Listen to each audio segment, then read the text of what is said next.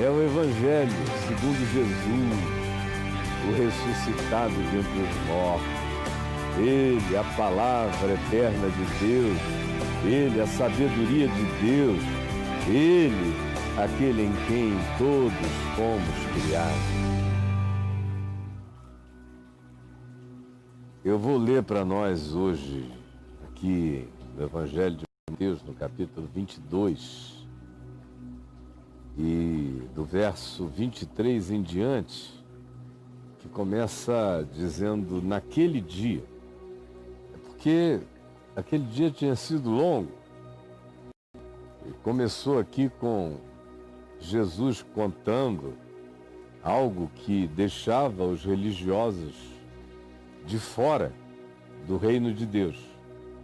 Isso gerou uma polêmica enorme. Está no capítulo 22, do verso 1 ao verso 14. É esse pessoal que não dá ouvidos de modo algum à palavra de Deus, acerca de quem Jesus diz que as consequências na existência são as maiores e as mais pesadas, porque eles sabiam, eles nunca não souberam, eles sabiam, eles só não quiseram. Nesse dia, eles discutiram sobre uma questão muito controversa. Impostos, taxas, pagamentos, se era direito pagar o imposto ao déspota, ao tirano, ao Kaiser, ao César, ou não. Isso tudo com grupos políticos, que os fariseus representavam um grupo político dos mais poderosos e radicais de extrema-direita dos costumes religiosos em Israel. Eram os fariseus, o pessoal que advogava os costumes como vontade de Deus. E você também está diante de outros grupos, todos religiosos, todos com suas questões. E agora, mais um grupo religioso que é o grupo dos saduceus. Para quem tiver o desejo de entender melhor esses grupos políticos dos dias de Jesus, desse ambiente das questões que eu chamo de perguntas cretinas e respostas divinas, parte 1, que é o livro 5 do Caminho do Discípulo, quem quiser entender melhor esses grupos partidários e o que eles representam nas suas intenções subjacentes em cada abordagem que eles fazem de Jesus, eu recomendo, portanto, esse meu livro. Aqui não é a hora, aqui não é o caso, aqui eu só quero pensar na simplicidade da mensagem do Evangelho de maneira completamente objetiva e no que ela tem a dizer, mesmo para quem não sabe nada sobre esses transfundos de natureza histórica. Mas olha só o que se diz aqui. Naquele mesmo dia, aproximando-se dele, de Jesus, alguns saduceus, que eram pessoas da classe sacerdotal, quase todas elas, muitas delas tinham assento no Senado, no Sinédrio, na Knesset dos judeus, eram pessoas inteligentes, eram sacerdotes, portanto liam, escreviam, tinham acesso à cultura, à informação, e faziam parte de um partido político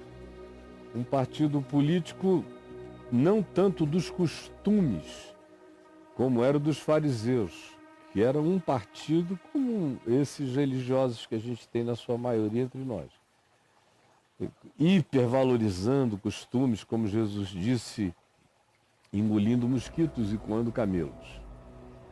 Esses aqui não são tão vinculados aos costumes, aos moralismos, às expressões, às aparências, às fanfarrices da piedade.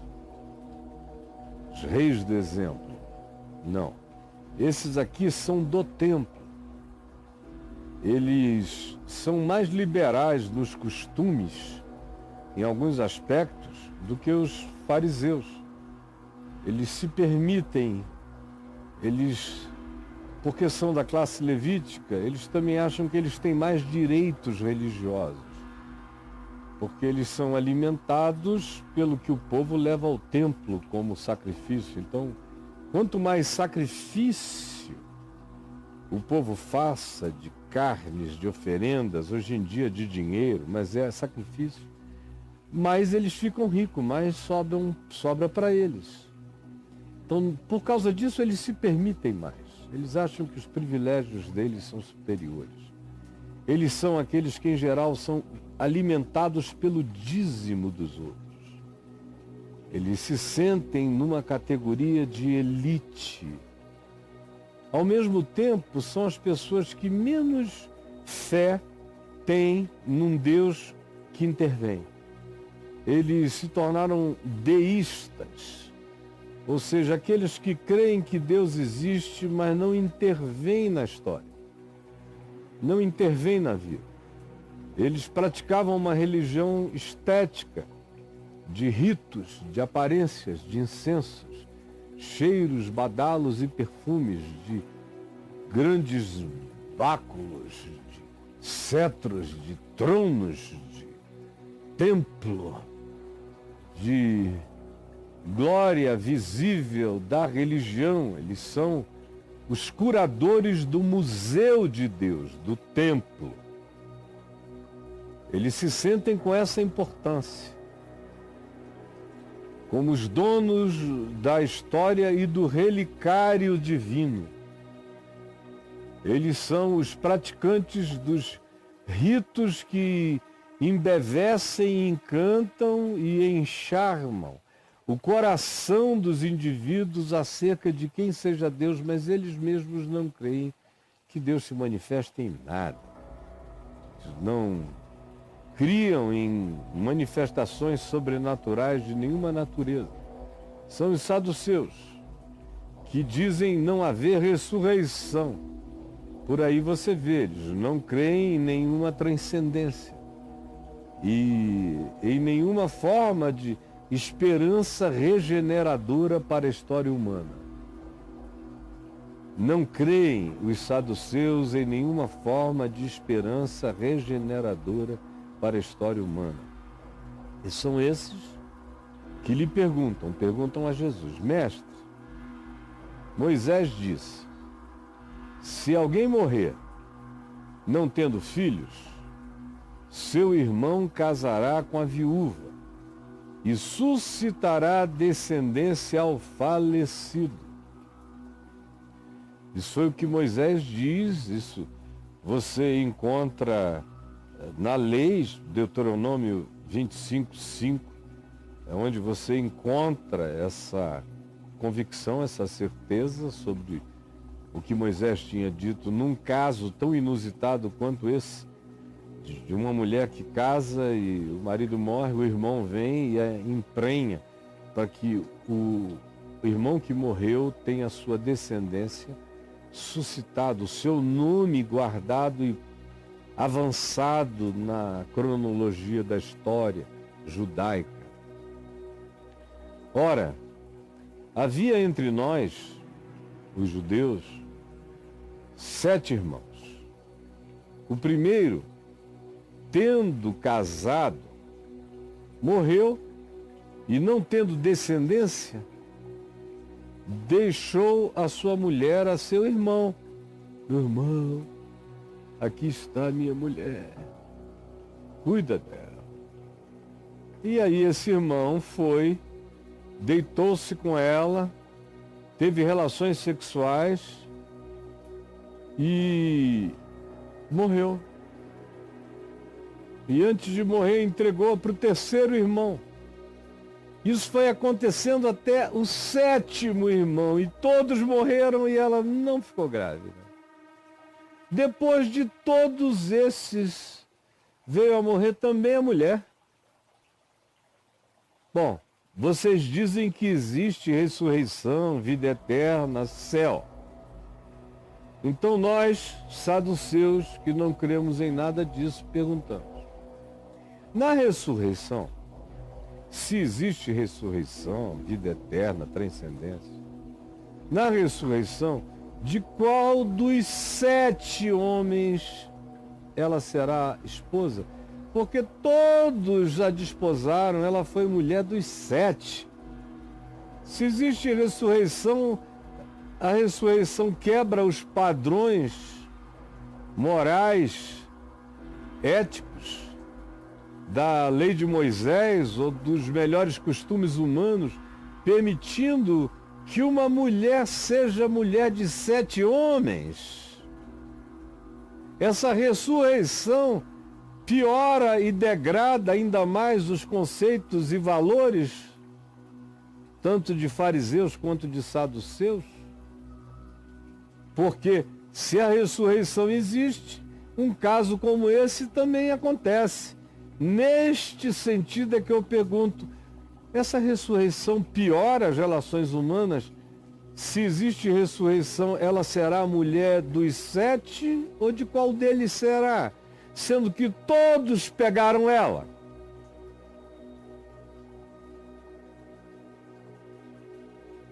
É a pergunta deles. Respondeu Jesus a eles: errais, não conhecendo nem as Escrituras, nem o poder de Deus. Isso aqui tinha que fazer parte de um cenário de comédia. Vê os caras e contam essa história e ficam assim, esperando. Jesus, encurralamos Jesus. Pegamos. Se ele disser dos 7, se ele está instituindo ressurreição surubenta, ressurreição como suruba, ressurreição como homenagem a 7A. Piora tudo. O que é que ele vai dizer? Ele vai negar que isso aqui existiu? Se a ressurreição é o que? Uma ressurreição desmemoriada? Se é uma ressurreição desmemoriada, que valor ela tem como ressurreição? Porque o indivíduo não saberia da sua redenção. Ele sofreria de uma amnésia, uma ressurreição como demência eterna. E eles supuseram, qualquer que fosse a resposta de Jesus, encurralaria Jesus. Aí eu posso até ver Jesus sorrindo. Porque isso não é para a gente responder sério. Errais, não conhecendo nem as Escrituras, nem o poder de Deus. Como se fosse um Jesus da religião. O Jesus dos Evangelhos quase certamente respondeu isso sorrindo. Olhou para todos eles como quem diz: ô meninos, menino, errais, não conhecendo nem as Escrituras, nem o poder de Deus. Vocês criaram essa cenografia que nem Hollywood inventou, achando que iam me colocar numa esquina indefensável, acuado. Eu não preciso me defender de nada de vocês, eu só preciso dizer a verdade. E a primeira coisa que eu digo a vocês é que vocês não sabem nada de nada. Vocês erram não conhecendo nem as Escrituras. Não conhecem as Escrituras. Se vocês conhecessem as Escrituras, vocês não teriam esse dilema. As Escrituras claramente nos indicam que qualquer que seja a vida depois da morte, ela muda completamente de natureza. Assim como aqueles anjos que vieram dezenas de vezes, centenas de vezes ao encontro de personagens narrados na Escritura, e eles comem, eles bebem e eles desaparecem. Eles não se afetuam do ponto de vista de nenhuma necessidade de continuidade em relação ao ambiente do espaço-tempo. Eles entram, eles saem. E os que quiseram entrar, como se diz Gênesis, no capítulo 6, do verso 1 em diante, que são aqueles Benai Elohim, os filhos de Deus, anjos, criaturas alienígenas que viram as filhas dos homens e desejaram e quiseram fazer um experimento de cópula e queriam saber como seria eles, com a natureza deles, hibridizados com as filhas dos homens, e fizeram todo o esforço para se manifestarem de maneira a carregarem uma fisicalidade pronta para cópula ou para o experimento da mistura entre eles e nós, de onde procederam os seres superiores do passado, de acordo com o livro de Gênesis, de acordo com a mitologia grega, de acordo com a mitologia celta, de acordo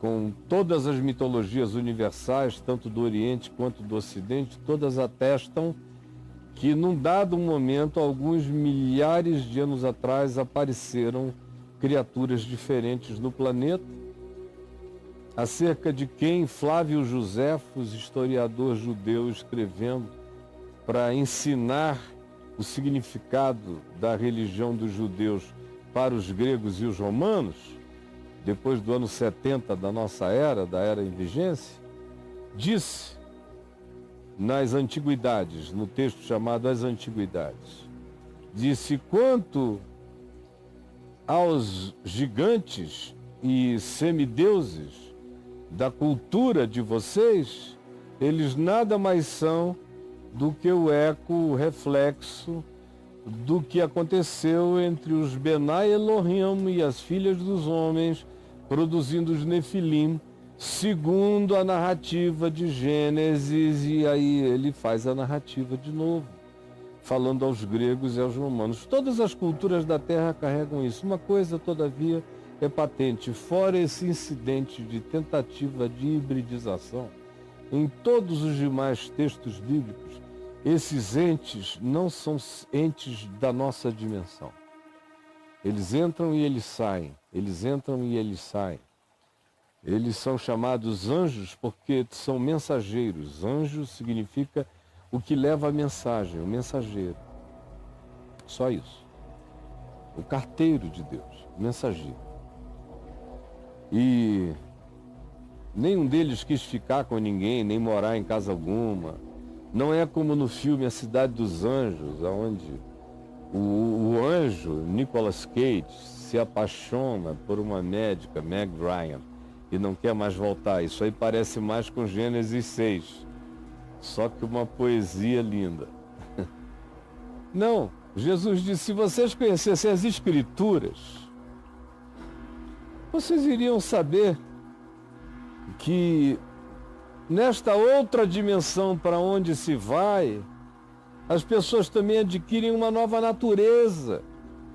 Eles não são mais mamíferos, eles não têm mais a necessidade da reprodução, eles não são mais seres fazendo parte do processo de evolução, de manutenção da espécie pela via da cópula, do sexo, da transanimal, da continuidade da vida, porque se vive uma existência mortal. Não, tudo isso passa. Se vocês lessem e compreendessem o espírito das Escrituras, vocês não teriam essa ideia, nem teriam essa questão. E saberiam que a lei de Moisés foi dada nesse sentido só como previdência social, para não deixar uma viúva desamparada e não deixar a memória de um descendente em Israel sem continuidade, porque eles eram uma tribo e todo espírito tribalesco funciona com a mesma noção de prover continuidade para aquele parente que morreu jovem. Acontece assim com os índios, muitas tribos na Amazônia, em qualquer lugar.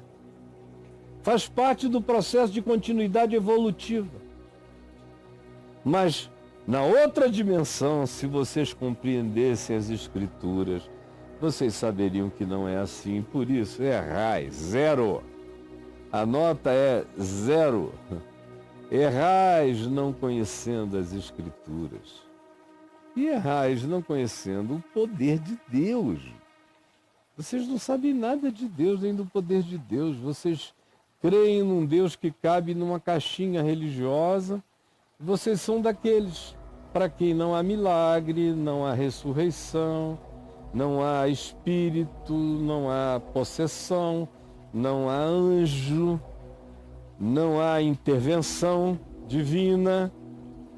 Vocês acreditam apenas na estética do culto, da frequência.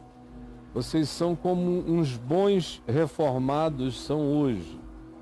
Muitos não creem em quase nada, só em Deus.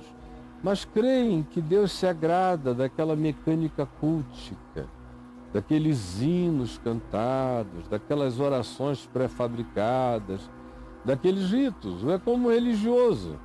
Por exemplo, o católico que não crê no poder de Deus, não confia em Deus, mas não perde uma missa, porque são saduceus espirituais. Eles creem que Deus ama a estética da liturgia, da repetição, daquilo que se faz em nome dele, que ele entra em estado de alegria transdivina, de tão emulado que ele é pelas nossas lembranças acerca dele. E é tudo que sobrou de espiritualidade nessa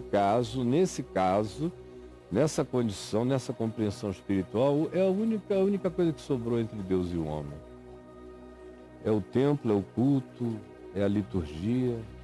E muita gente aqui está entendendo perfeitamente bem o que eu estou dizendo.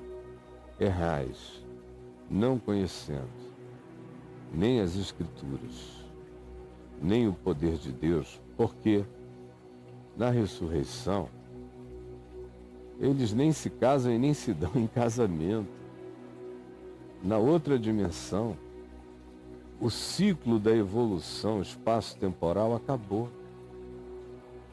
Ninguém está mais vivendo um ano depois do outro, nesses 4 bilhões e 500 milhões de anos de existência da Terra, com a vida se formando, com tudo dependendo de cópula, de sexo, de predatoriedade, de domínio, de macho alfa, de continuidade entre os animais e entre os humanos. A natureza terá sido regenerada também. O mamífero humano terá se tornado um anjo celestial, sem nenhuma necessidade. Ele não precisa nem comer, nem beber, não sente carência afetiva, nem emocional, nem desejo sexual, não precisa procriar. O gozo dele é de outra natureza. Não é gozo da carne, não é gozo químico, nem é gozo psíquico. É gozo espiritual, é gozo sublime, é gozo indizível, é gozo indecifrável, é gozo incompartilhável, é gozo que está para além do melhor de toda a possibilidade da imaginação humana. Literalmente é gozo transcendental. Por isso não é de sexo que se alimentará, nem de paixões, nem de amores, nem de gostos, nem de corpos macios ou fortes, não. Tudo isso faz parte da morte. Até aqui, nessa dimensão, digo eu a você, você vai ficando velho e o seu corpo começa a se amortecer para um monte de outras coisas que na sua juventude seriam poder e teriam o poder de provocar emulação, de desejo, de fascinação, de sublimação, de observação da beleza, ou de atração ou atratividade. Você com 20 anos, 20 e poucos anos, é absolutamente animal apenas. Você vai envelhecendo, física, psíquica e amadurecendo espiritualmente, não precisa nem ir para outra dimensão, que você já começa a ver que todas aquelas coisas, conquanto em você não estejam mortas, mas elas perdem a impulsividade da juventude angustiada pelo desejo. Fecha meu parêntese. Então Jesus diz, na ressurreição, eles nem se casam e nem se dão em casamento. São, porém, seres de outras dimensões. São seres como os anjos, dessas dimensões de camadas e camadas, porque na casa do meu Pai há muitas moradas.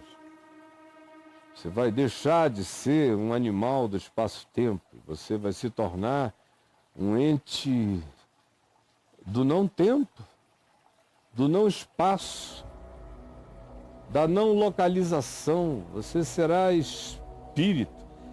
Esse é o significado anterior à ressurreição do corpo, é a ressurreição como sinônimo de existência depois da morte física.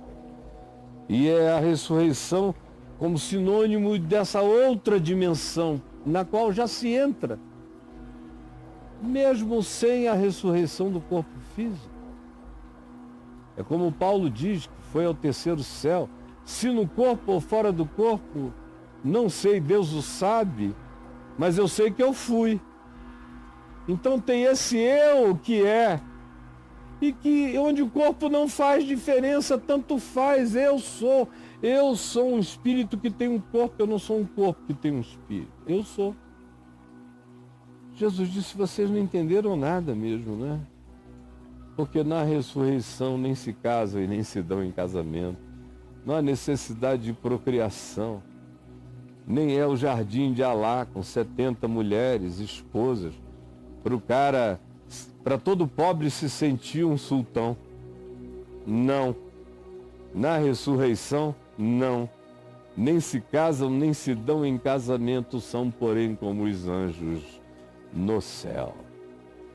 E quanto à ressurreição, se existe vida depois da morte, outra vez aqui, ressurreição é sinônimo de vida depois da morte, de vida para além do espaço-tempo. Jesus disse, quanto à vida depois do espaço-tempo, não tendes lido o que Deus vos declarou na Escritura, que vocês leem e não entendem. Lá na Escritura ele diz, e repete tantas vezes, a mesma frase, a mesma autoapresentação. Eu sou o Deus de Abraão, eu sou o Deus de Isaac, eu sou o Deus de Jacó. Nunca lestes isso? Nunca ouvistes que ele disse eu sou, não que eu era? E também não prestastes atenção que ele disse eu sou o Deus de Abraão, o Deus de Isaac, o Deus de Jacó, estando todos mortos, Abraão, Isaac e Jacó, e ele continuava a ser o Deus deles, e eles continuavam a ser nele.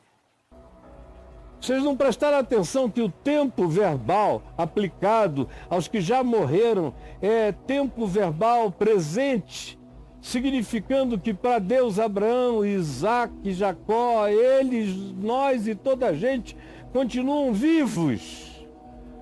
Porque ele não é Deus de mortos. Ele não é Deus de mortos. A morte é um fenômeno aqui da evolução do corpo, da existência mamífera do espaço-tempo. E a gente morre. Mas nós não somos só o que morre e fica e vai e volta ao pó da terra.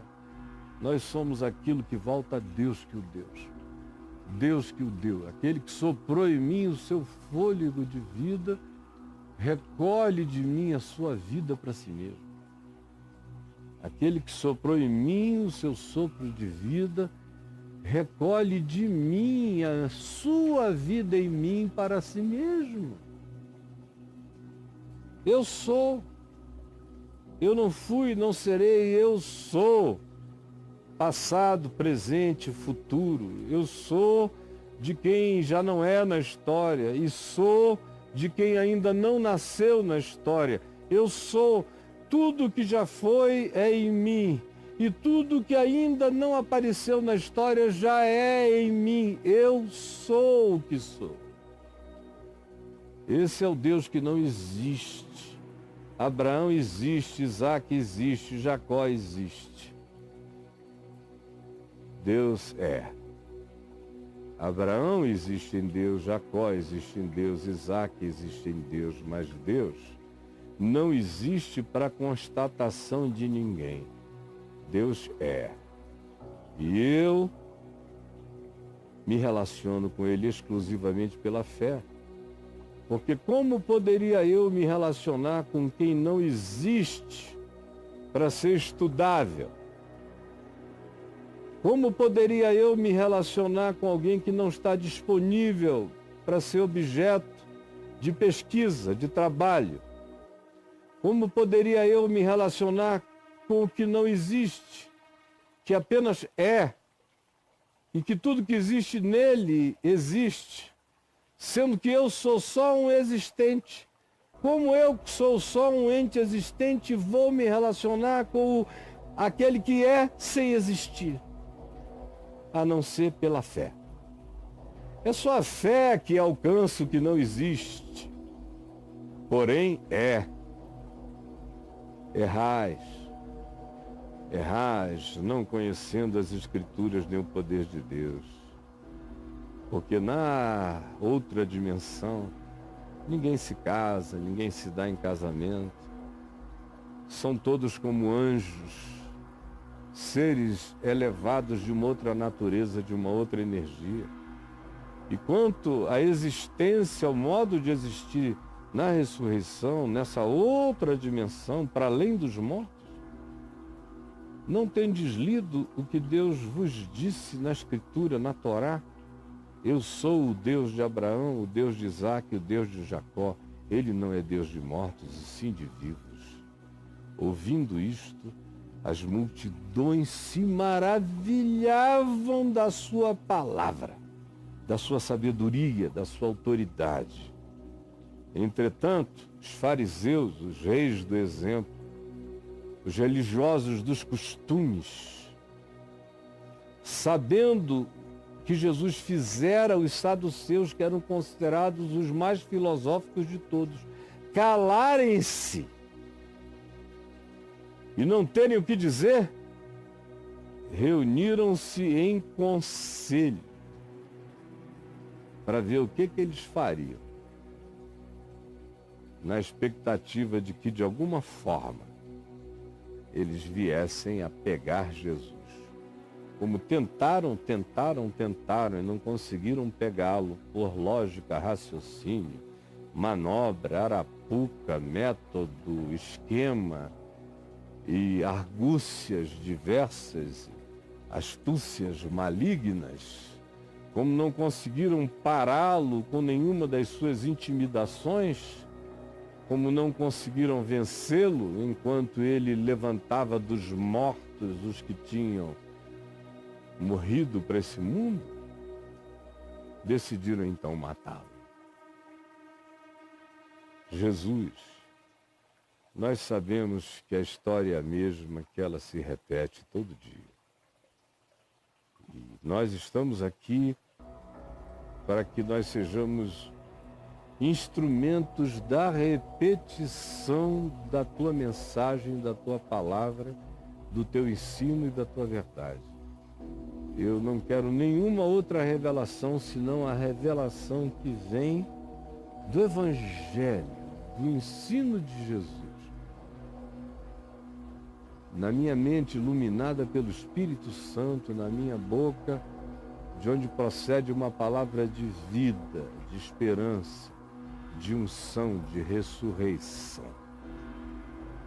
Permite que isso esteja acontecendo agora e que seja incontrolável o constrangimento, o apelo do Espírito Santo no coração de cada um desses que estão me vendo e ouvindo.